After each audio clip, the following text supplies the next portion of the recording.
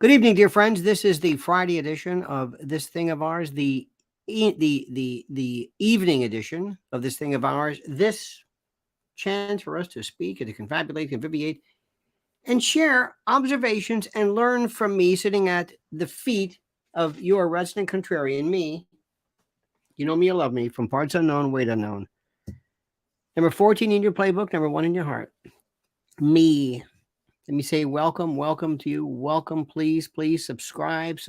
Keep our metrics up. And remember that tonight's program is brought to you by our dear friends at My Patriot Supply. My Patriot Supply. You know, I was listening to somebody talk about this, and somebody said, you know, it's a lot like squirrels storing nuts. I thought, isn't that interesting? Yes, indeed. Because my friends, Mrs. L and I were just going out for our evening perambulation. The Constitutional picked up some beautiful Tuscan kale, which is the greatest, the greenest, the most. If ever there was an antioxidant thing that your body says, thank you for this, your endothelium screams as the antioxidants course through your body. It is, of course, Tuscan kale. And as I'm looking along at this, we got this one little shop in the neighborhood. It's so nice. These little tiny South American bananas, these little tiny bananas and things. There's bok choy here and this. And all it takes is one little, and it's all shut down. Prepare with Lionel.com is how we hedge against that in the event we ever need emergency food. Let me tell you something. Emergency food. Let me say that again. Emergency foods, like emergency air, emergency socks. Okay, yeah, but emergency food, say no more.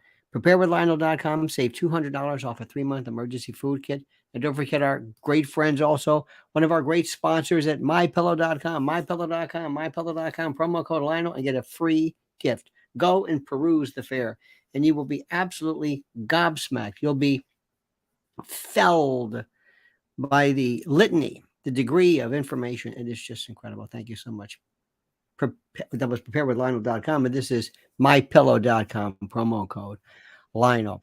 May I be priggish? Do you mind? Do you think that English has rules? If I have somebody who goes out and says something that's wrong, not somebody with an accent, somebody who says something wrong, do you think that's interesting?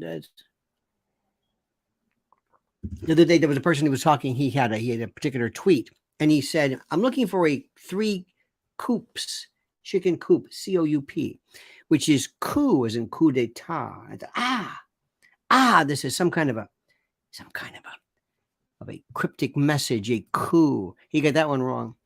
Then I was listening to Dave Portnoy. I did a video on him, and even though I think he's a jadrul, he's absolutely 100% correct in his fight against and regarding the Washington Post. Absolutely 100%. I'm with him. I don't have to like somebody to say that they're right. And he is absolutely right. He was referring to misogynic. And they're accusing me of being misogynic.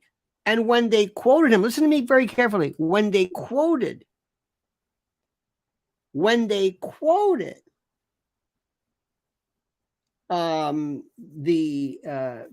statement that he made, they put misogynistic and says, excuse me, that's not what he said. He said misogynic. Misogenesis. I don't know what the hell he's talking about. One time we were doing a case years ago, true story. And it was a juvie trial, bench trial, no jury. It's no big deal. We're kind of loose and goose. And the witness, my witness, said, this was a testimony. I was walking straight down the street. I was walking straight down the street, and the dude knocked my sky off because it was 99 rolling the hole, and I bet it on bet because it was a P to B. Okay, you got that? I was walking straight down the street, and the dude knocked my sky off, and I scouted back to my mama's crib because 99 is rolling the hole because it was a P to B. Okay. And the judge, and I looked at the judge, and I said, Madam Court Reporter, would you please read back the last statement made. One of the funniest things. So when she read it back, I asked the judge, I said, I don't think that's what he said. I think that's what she meant, or what she thought he meant. And the judge says, I think you're right. I said, no, because, and this woman, I knew her very well, court reporter, she's looking at me like, you. And this is off the record. So when somebody says something wrong, you should say what it is that they say. Sammy the Bull Gravano in his statements, or his podcast, always says that he believes that one of the reasons why he turned to a life of crime is that he was dyslexic when he was a kid. Now I don't know about you, but I know what he's saying, and it's okay. But if you quoted that, would you write dyslexic? Would you? No, he meant dyslexic, but he said dyslexic. So I think you should say dyslexic. But the worst, there's a fellow on in the morning. I don't know who his name. He's on in the morning show, Fox. He was on this, and he referred to the Attorney General and the United States. Now, I guess Fox doesn't care. I'm going to say this right now. You're on TV. There's no word attorney. That's not a mispronunciation. That is a wrong word. That's like nuclear. Nuclear. I know everybody says it. Nuclear. Bobby Kennedy says it. Jimmy Carter said it. Nuclear is the wrong word of or pertaining to a nucleus. A nucleus. There is such a thing as, I'm sorry. And the United States, you didn't hear this? And don't give me this business about, well, you know, it's a regionalism. No, it's not. Do me one favor, too.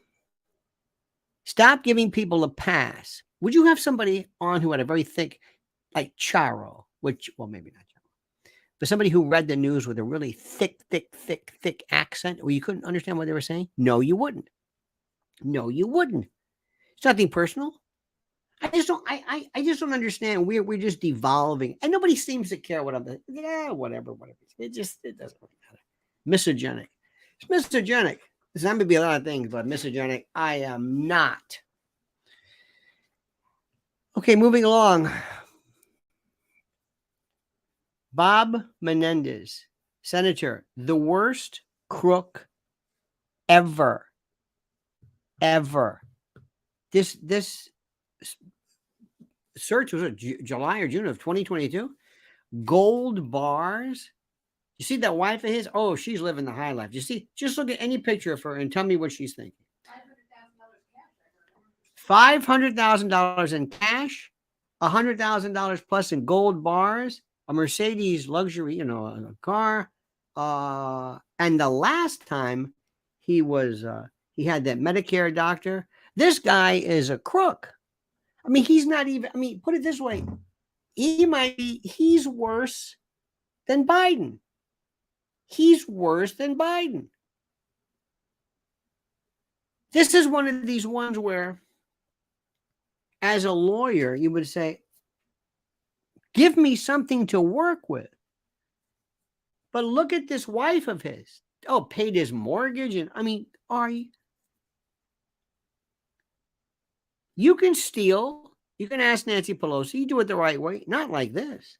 He's been there forever. And this is the second time where he got away with it last time. But look at his wife's picture. Look at her face. I know this sounds terrible. Look at her face and tell me what she's thinking. Tell me she's like, hey, that's Bob Menendez. I can do what I want. Well, they are going to break it off an old Bob. He's going to step down. They're going to ask him to resign. And Phil Murphy, the leftist governor from New Jersey, appoints his replacement, and there you go. Unbelievable. That's all I've got to say. Unbelievable. Cannot believe what I am seeing. Ladies and gentlemen, did you see this story? Now, this is one that's interesting. I got this from LGBTQ Nation. And the story says Palm Springs residents complained about proposed A's Memorial anus statue. Did you see this? I know this is a family show, but please, please, please, I ask you something. Do you understand this? Do you understand this? This is what we are. This is what we are talking about here. There's not a lot of, and if you look at this, it's kind of like a Rorschach test. I could see maybe it's a limestone. The city of Palm Springs has agreed to revise a proposed A's memorial sculpture after locals complained the original design looked like an anus. And by the way, thank you for getting for the first time you got the anatomy right. Anus versus rectum. Rectum damn near killed him. Huh? That's the oldest joke. Every man, there are certain jokes when you're a man. It's like, son, you're 18 now. You've got to know these jokes. And rectum damn near killed him is an American no soap radio. You do when you clean it up. That's what she said. You know, all these classic jokes. But the 9-foot limestone sculpture proposed for a downtown park was designed by sculptor Philip K. Smith. It looks like a donut with ridges on it. Okay, or it looks like almost like a not a spirochete, but it looks like a mollusk, like one of those coral or those concentric spiral type of shell. The opening at the center is at eye level and allows a view through, and people can go through it. And the sculpture and memorial space is surrounded to add great beauty and provide the opportunity for reflection and remembrance as you look into this hole that does have, with the striations, one could see a resemblance to an anus. Now, you know, and I know, as has been said, they knew exactly what they were doing. And this is obviously a case of you being trolled and you being taunted and you being mocked by these degenerate lefties who are trying to make you feel bad because you don't understand the anal fissure not the introitus. By the way, great joke. There's an Italian. There are some jokes that work. Stop and 2 jokes I love that actually translate kind of sort of into English. You get an idea. One of them is, and then I can't do it in Sicilian, but the idea is that there's this guy on the porch. Somebody walks by and says, "Hey, Giovanni, come si sente così?" Buona. He asks, how's your wife? He said, well, she had a surgery. She just came back from surgery. Really? What kind of surgery? She had a surgery on her ass. So the daughter hears, she goes, Papa, you don't call it an ass. You call it I don't know what the word is, not culo, something. But whatever the version, you don't say ass. That's it. Okay, I'm sorry, I made a mistake. Okay, sitting on the porch, somebody else walks by and goes, Giovanni, come si sente? Come finì? Come finì? Finì schifo. He goes, by the way, how's your wife? She had surgery. She had a surgery on her, and the punchline is, hey, what's the name of your mother's ass? Now, in Italian, it's hysterical, the way it comes out, but it sort of, by the way, here's a great Cuban joke. And this explains a lot about Cubans. You got to understand this mentality. Bob Menendez is a Cuban. In 1959-60, there was an original thing called the brain drain. This is when all the Cubans left en masse. And they were kicked out by Castro, in effect. And what happened was they were, what am I trying to say? They were, a lot of them, was very sad. These were very, very smart, very wise, very important doctors and professionals who took these really terrible menial jobs from having been doctors and physicians, but Castro wanted to get rid of all the intellectuals, other doctors and lawyers or whatever it was. And many of them, while living in Cuba, had plantations and, maids and servants. I mean, they really lived well under Batista, but they came here and it was a different story. And they always talk to you about, you know, when I was in Cuba, we had the plantations and we're so rich and we're on, yeah. And that's, it's kind of a joke, but sometimes, but a lot of times it's true, but it really got played up. No, you understand, we had 20 plantations and we all, okay. So the joke is too much, two American mongrel dogs, too much are walking down the street. And the punchline is, yeah, but in Cuba, I was a German Shepherd. So that by virtue of different jokes, it shows you the humor. And also, you have to understand, why is it so? Why is it so interesting to appreciate the notion of, to have a sense of humor, especially when kids have humor, when they can hear the parody and the like. Now, one more thing about this anus reference, I'm sorry to say, I don't know how to say this. AIDS was a terrible situation. You don't need me to tell you that. AIDS was beyond horrid. AIDS was the destruction of so many great and incredibly talented young people, actors,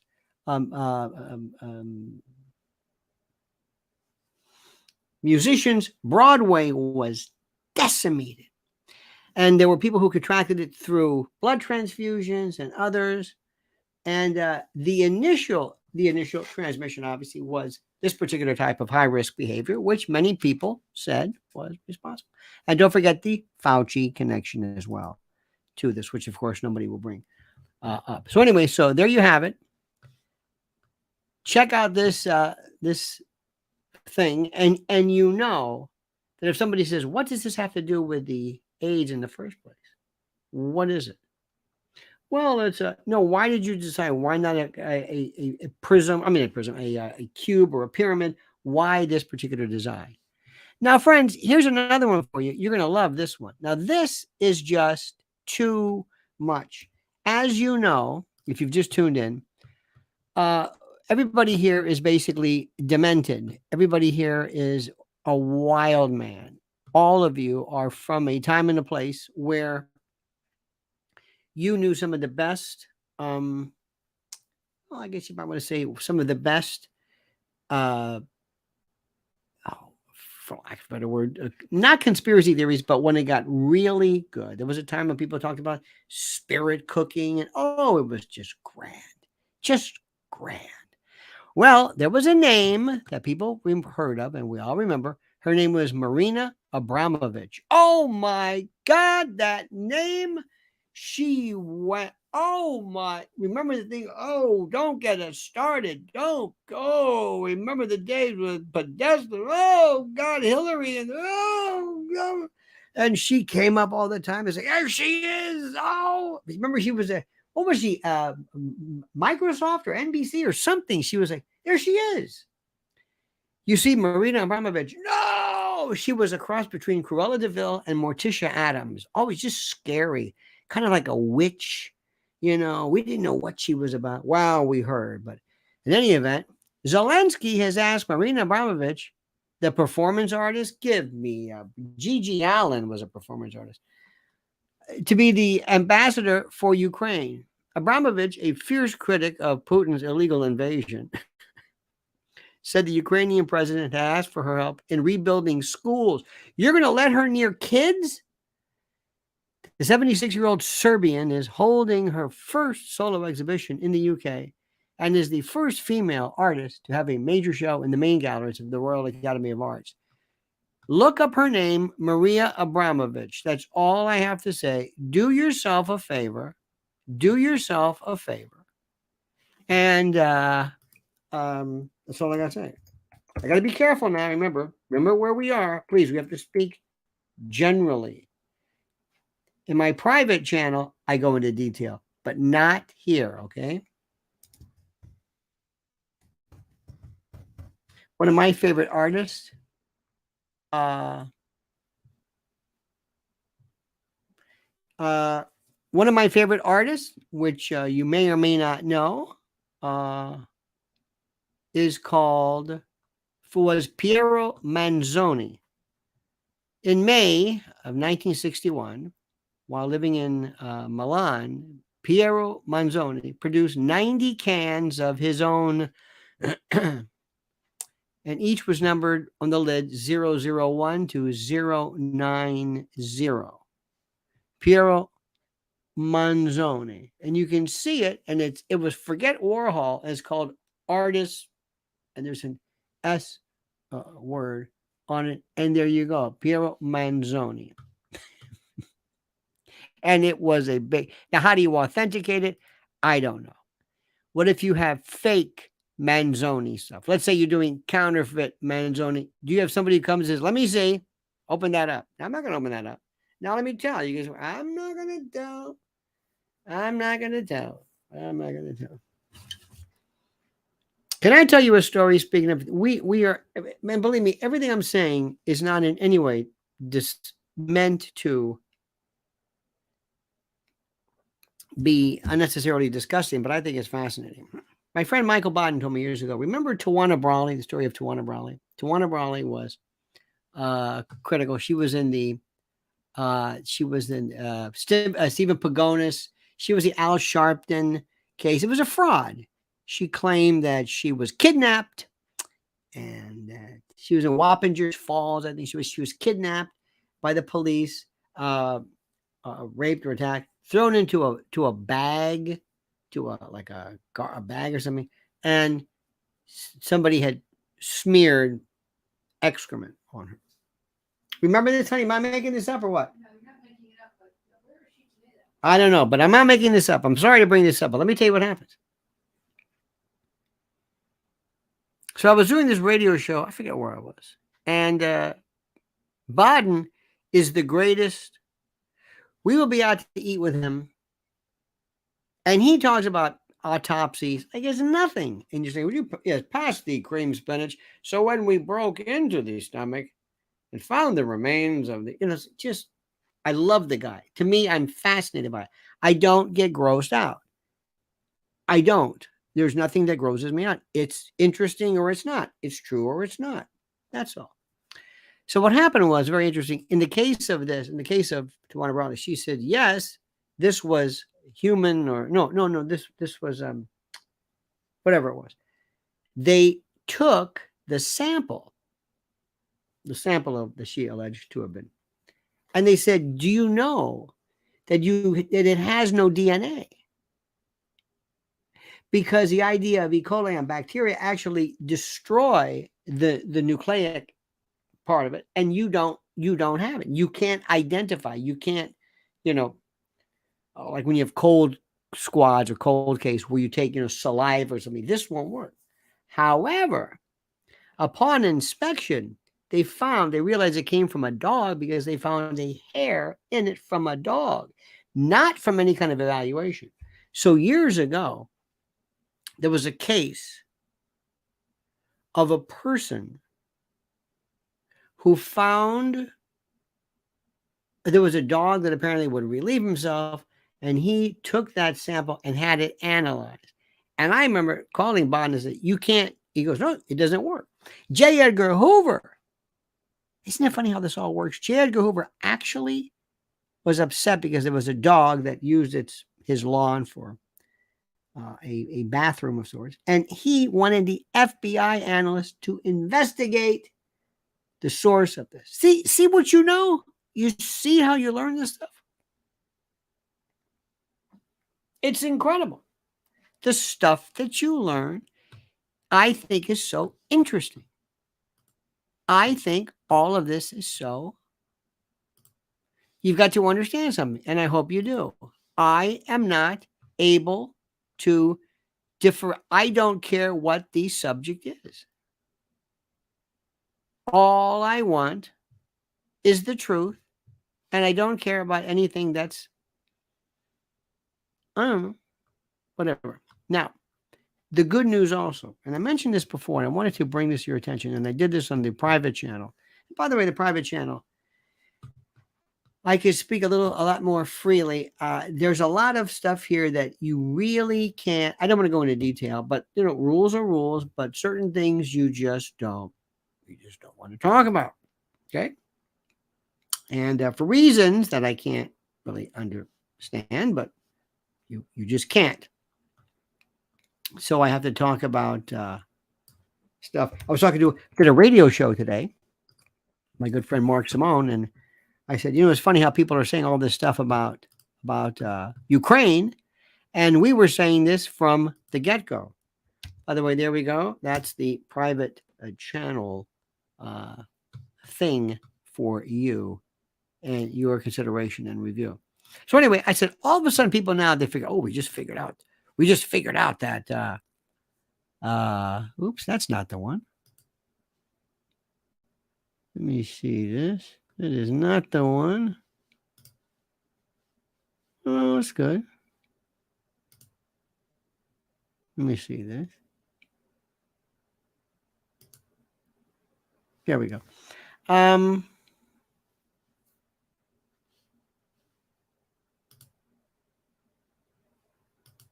we go. Hang on, I'm going to show you this thing right now. Where is my... no, did you get the newsletter today, by the way? No, you didn't, did you? Because you didn't sign up. Let me bring this up to your attention. It's just me, my friends. It's just little old me. I don't have teams of these people and this, whatever. It's just me. That's it. Me, Mrs. L. That's it. There's nobody here. When you support me, you support me. Goes to nobody else. It's just us. Nobody. So if it's a little slow sometimes, it's just me. It's the way I like it. I like to be in charge of stuff. Good news. There was a wonderful article I read today, and I referenced in the Los Angeles Times, or some people call it Los Angeles. And in the Los Angeles Times, it's very, very good. They said that one of the things Trump is doing right now is he's going to secure the nomination. That's important because, number one, he doesn't necessarily get it, but he's realizing how the nomination process works. The nomination process is different in each state. Sometimes they're a caucus, sometimes they're primaries. And what DeSantis was doing was he says, well, I'll just put all of my attention into the election process and just let, we'll just win the primary and then we'll do the tabulations will necessarily reflect the votes and that sort of thing. But Trump and his people are realizing he's got some good people that say, not necessarily true. You can cinch this other ways by understanding how the delegates work. So what Trump's been doing is he has been doing fundraisers. He invites him to Mar-a-Lago. He is so smart. He has worked the room better. Somebody said that in 2016, the Trump juggernaut was like a bunch of pirates on a ship. They just sailed down the river and they were, and they said, that's not the way to do it. So the good news is he's going to get the nomination. Now, there's another thing which is important. This is important. I can't say this enough. There is a group of people, America First Policy Institute and others, who are ready, and listen to me carefully, because I know you need some good news, because God knows you need good news, because you've been hearing some pretty bad news for a long time, and that's the way it's been. But let me kind of explain this to you. America First Policy Institute are a number of people who are experts in how Washington and the swamp runs. This is something that Trump really did not have before, didn't care about, didn't pay attention, just didn't know how it was done. When Obama came in, anybody else, they say, don't worry. Obama said, look, I don't know anything. Don't worry about it. I'm a state senator. Don't worry about it. Then he was a community organizer. Don't worry about it. Then he was a U.S. senator. Don't worry about it. We got it all taken care of. We've got it taken care of. And I remember when Teddy Kennedy said, we're behind Obama. That's it. I said, they got it. And when he walked in, he had everything. He had a superstructure. He had he had his legislative people. He had people who knew how to run the White House, how to run Washington. You need a Jim Baker. Trump never had that. Trump never had that. Condoleezza Rice threw that Tillerson, or he was awful. Then those chiefs of staff, Kelly and Madison. Oh, please, no. He's learned.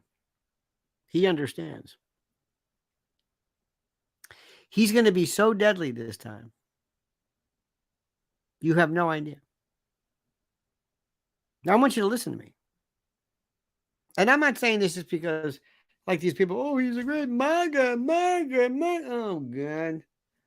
I find myself so sick of the usual people. I really do. Honestly, I know you don't. A lot of you are good people, but you bore me with this MAGA stuff. It sounds so stupid. MAGA. It sounds like a chant or some bird call. Sometimes some very good members of us, we look stupid. And I don't want to be a part of that looking stupid. There's nothing stupid about Trump at all. But a lot of the people who support him are lunatics. They're in it for the message. I don't know. They're something. So you've got two things. You've got this incredible movement on his part to first of all secure the nomination.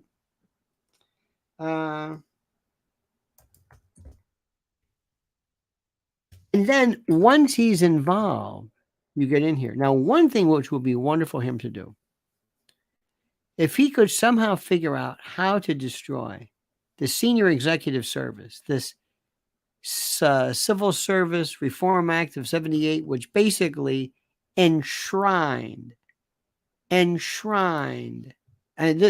they would hate me. This is what is a form of the deep state. This is Jimmy Carter. This is senior executive service. There's about 4,000. Who knows how many there are?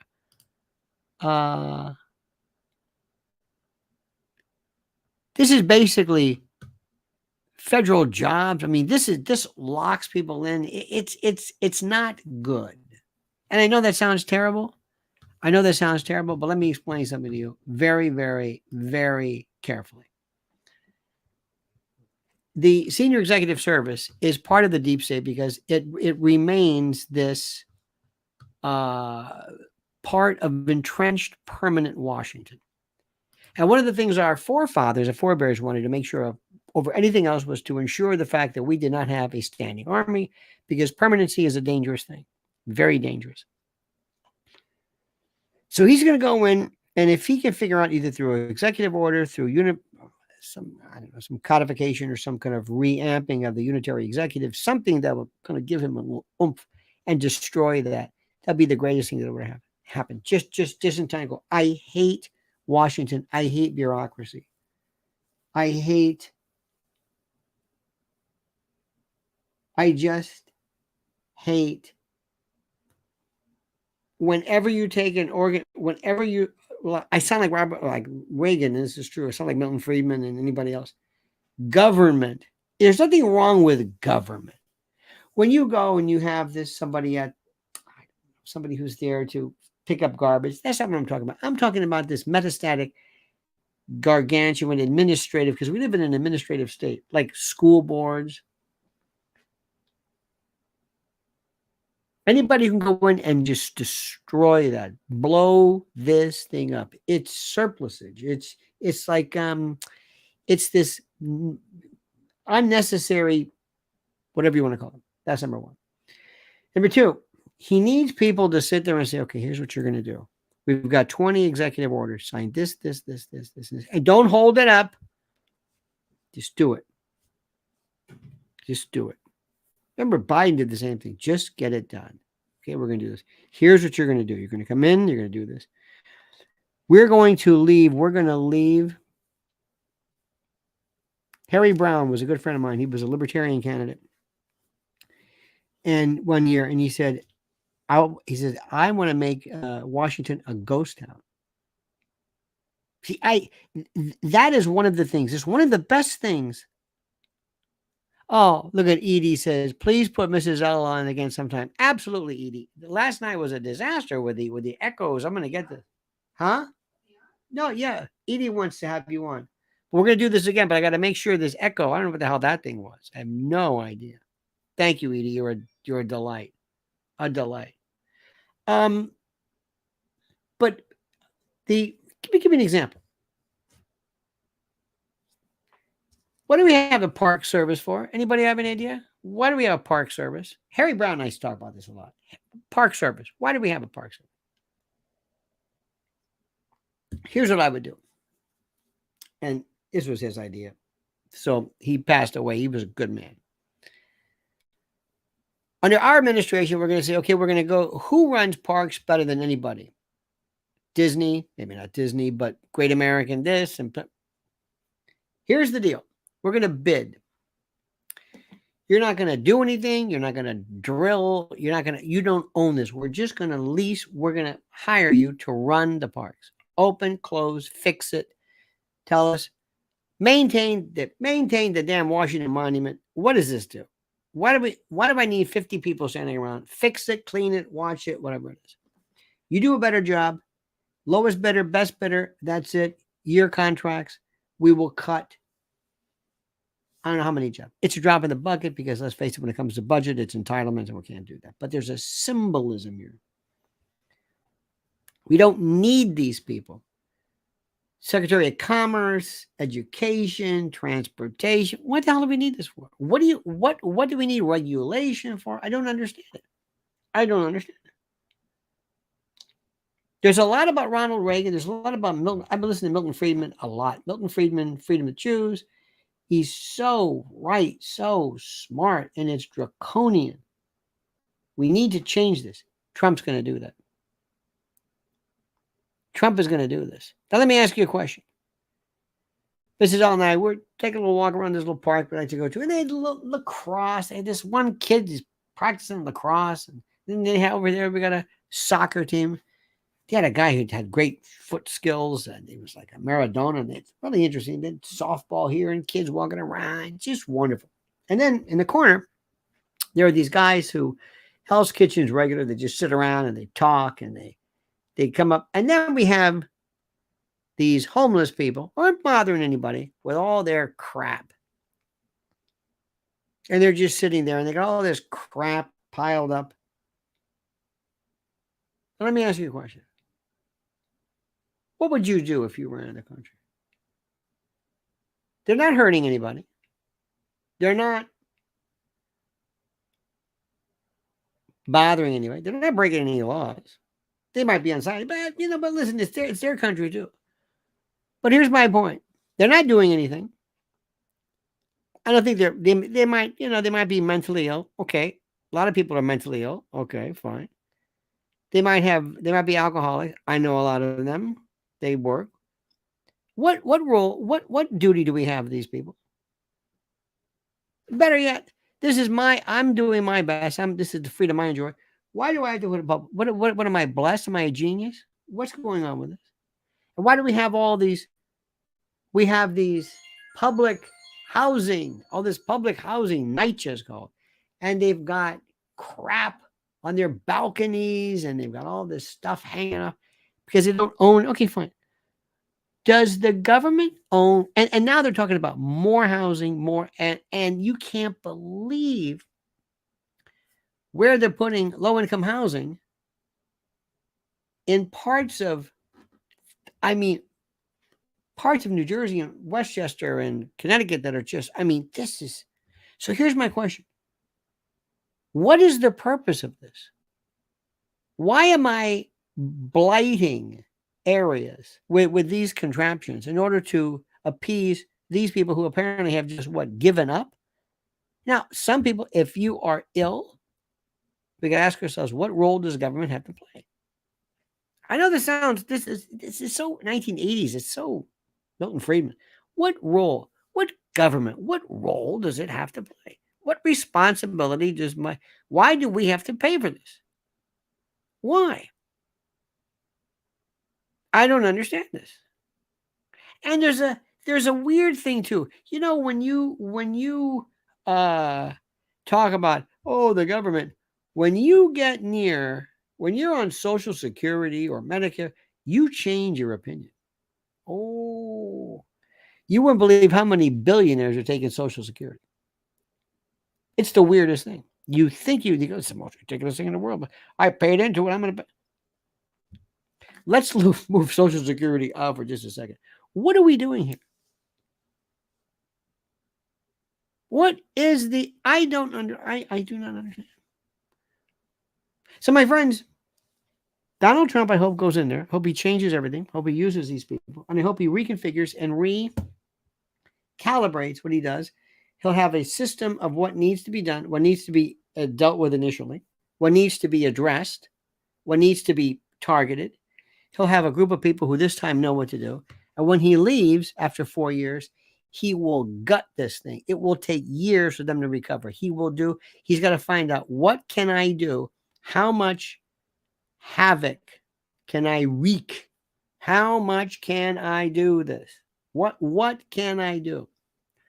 What do I have to do? What do I have to do to fix these things? Do you know that during the course of this UNGA, the United Nations General Assembly, Biden never met with anybody, never met didn't have the courtesy to meet with the mayor of New York so he could point to this crap? No, he had nothing to do with it. And then today, you saw this with Kamala. She's taking some coaching.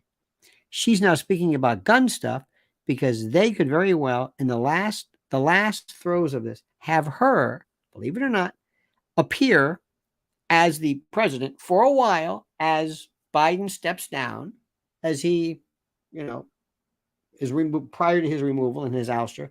He can step down under the 25th Amendment. She takes over because they're talking about her a lot. And with these sick bastards, you can't put anything past them. You can't ask yourself, well, what would make sense? Does this make sense politically? Is this a good move? Doesn't matter. So the good news is, and I've never felt like this in a long time, provided the Democrats don't steal the election legally and don't fix it legally under the rules, which they have and can do, Trump's got a hell of a chance. You understand what I'm saying? And he is still our only hope. He is our only hope. Do you hear what I have to say? Our only hope. There's nobody who can do it but him. Throw into the mix, a great dream would be to have Bobby the K, go third party and destroy Gavin Newsom and eat away at that. And I will be the happiest person. We will have triumphed. And then I would say, Mr. President, go for broke. Reap, and create as much damage and as cataclysmic upending than you can possibly do. And I will be happy. Ladies and gentlemen, don't forget My Patriot Supply, our great sponsor. Save $200 off a 3-month emergency food kit order. Go and go to preparewithlionel.com, see for yourself. Just look at this. You'll say, that's exactly what I want. And that's exactly what I need. Do it now. Do it. It's the best insurance you have. Also, don't forget our dear friends at mypillow.com, promo code Lionel. Go to mypillow.com, use a promo code Lionel, and receive a free gift. No purchase necessary. God bless Mike Lindell and the great patriots, the great friends at mypillow.com, and look at what's going on, especially now where it's cooler, the windows open, you get a nice crispy percale. Oh, it's so beautiful. And my friends, let me also say to you, thank you. Thank you for not losing faith. Thank you for your intrepidity. Thank you for your faith. Thank you for your loyalty. Thank you for showing up day in, day out, for supporting me, for liking the videos, for subscribing. You have no idea what this means. We're a different lot. And I'll say I know I'm different. I don't want to be like anybody else. I'm not a cheerleader. I don't read headlines. If I read a headline, I tell you what it means. I go a little deeper just to talk about something, especially when something has anal references and is in any way dirty and filthy and disgusting. That's the way I am. It's my nature. All right, dear friends, have a great and glorious day. See you tomorrow at 8 a.m. sharp. Don't ever change. I mean that sincerely. Until then, remember our refrain, our sayonara, our adios, our denouement, so to speak. Oh, not really, but the monkey's dead. The show's over, Suya.